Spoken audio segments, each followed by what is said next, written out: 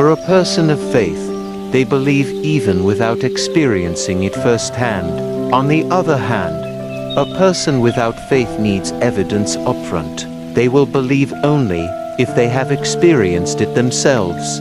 If not, they won't believe. How about you? Do you believe first, or do you need evidence first?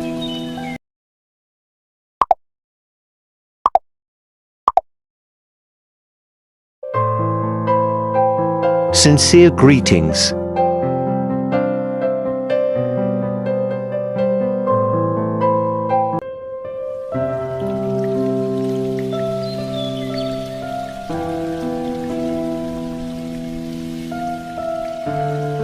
In this video, I will delve into the topic of belief, still focusing on the law of attraction.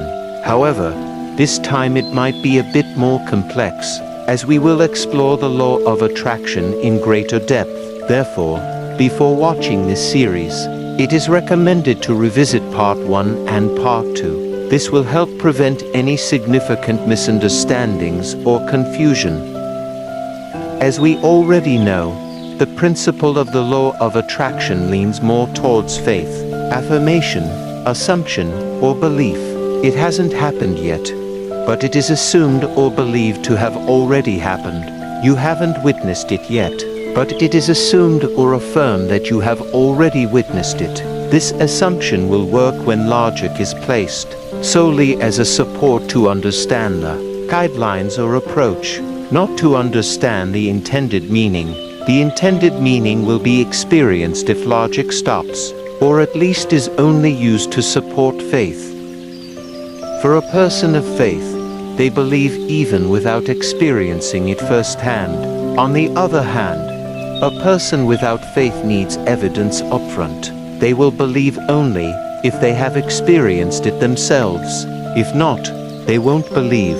How about you? Do you believe first, or do you need evidence first? In reality, most people only believe once they have experienced something themselves. If they haven't experienced it, they don't believe it. This means that the path of logic is more popular than the path of faith. This is the root cause of the failure in practicing the law of attraction. They are merely experimenting with manifesting energy, when in fact they should be building a strong foundation of belief or faith. They are preoccupied with seeking evidence and analyzing possibilities within the limitations of their existing mental formulas. As a result, they end up reinforcing doubt. And what do they ultimately achieve? Nothing. It doesn't empower anything, just adds insight. Out of the many practitioners of the law of attraction, only a few truly succeed in a holistic sense. Holistic here means an increase in spiritual life awareness, not just physical aspects, but overall well-being. Holistic, what does that mean? It needs to be understood that your stay on this earth, in human form with all its complexities, is just a small phase of life. It's not a coincidence. You are like a patient with a certain illness seeking a cure, so that you may be fit to continue your long journey, whose end is unknown. The further I go, the more I feel that I know nothing. We will delve deeper into this in another discussion, as it is complex and lengthy, but I'll share a bit of this seed for contemplation. You never know when you begin to become aware of life, nor when it ends. Let me give you an easy example. What is the earliest moment you can remember? Perhaps you remember yourself at 3 years old. Where were you before you turned 3? It's similar to when you dream or daydream. You never know when you start dreaming or when you wake up from a dream. Suddenly, you find yourself in the realm of dreams, and when you wake up, the dream stops, and you are awake. When you are dreaming, where exactly are you? Similarly, when you are daydreaming, you never know when the daydream begins. As soon as you become aware of it, the daydream stops. While daydreaming, where are you at that moment? Let me try a deeper example. You never know when you start dying and when you wake up from death. Suddenly, You are in a state of death, and when you realize it, death disappears. You rise from the dead, you are alive, regardless of whether you occupy a physical form or not. This is just food for thought. Back to the topic. The fact in the field is that most people only believe if they have proven it themselves. If they haven't proven it, they don't believe it. No evidence is considered a hoax. Maybe you often see or find the question, who has proven that law of attraction really happens? Is there anyone here who has been successful with the practice of law of attraction? Where is the proof? This question is similar to the question, who has proven the miracle of gratitude? Is there anyone here who has received the blessings of life by being grateful? Where is the proof? This contradiction of assumptions in one space creates an internal conflict that hinders the performance of law of attraction itself. So please note that belief is a choice of attitude. Belief is in the mental area. Belief is the first step chosen to agree to something that has not been experienced. If you have already experienced it, there is no need for belief or assent anymore. Why? Because it has become a real experience. It's just like you want a luxury home in Beverly Hills. Your desire at least shows that you don't yet own a mansion in Beverly Hills. To realize this desire, then you start practicing law of attraction by thinking or agreeing as if you already have a luxury house in Beverly Hills and are grateful for it either emotionally or in action. Your assumption attracts luxury homes in Beverly Hills to materialize in your life. Once you actually own the house, you no longer need to feel as if you already own it, right? Because the fact is that you already own the house. I'll give you another example. Until this moment, you probably believe in heaven and hell, not because you have seen or even entered heaven or fallen into hell, but because you decided or chose to believe in it. If you have witnessed or experienced the beauty of heaven and the heat of hell, you don't need to believe it anymore. Why? Because you have witnessed the reality for yourself. Uniquely.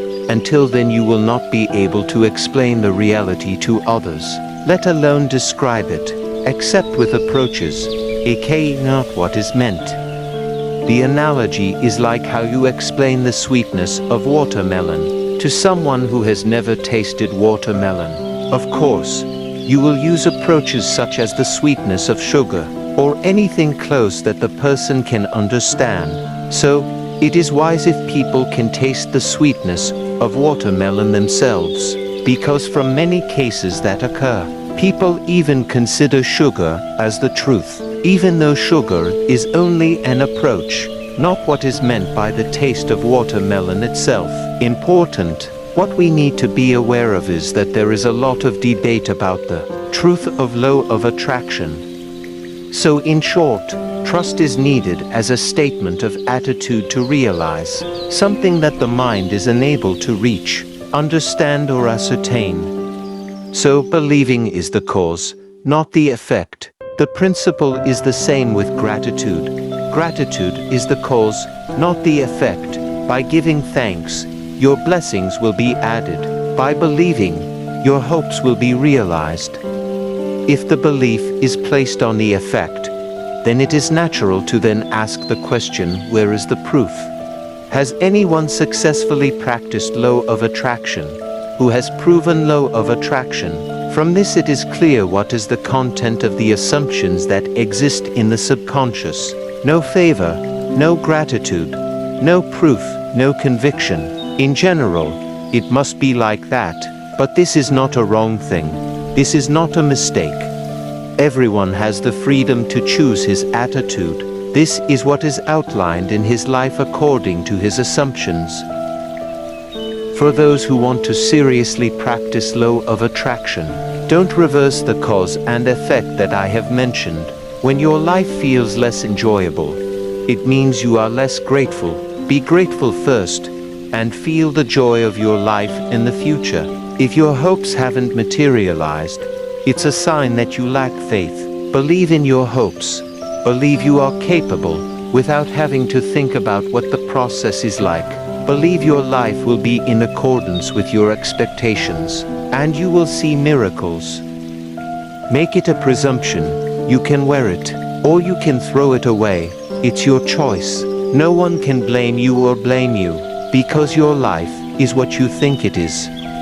There are some people who successfully practice law of attraction, and they are truly amazed at what they experience. But there are also many people who have been practicing law of attraction for years and have been unsuccessful. None of their desires have materialized. Because of the continuous failures, they finally assume that law of attraction is just nonsense, and finally make a conclusion and become the final assumption that the concept of law of attraction is just nonsense. In this condition, if he still insists on applying the principle of law of attraction in his life, there will still be no results. Why? I will explain more in the next video. Thank you for watching. I hope it is useful for you. Don't forget to be happy.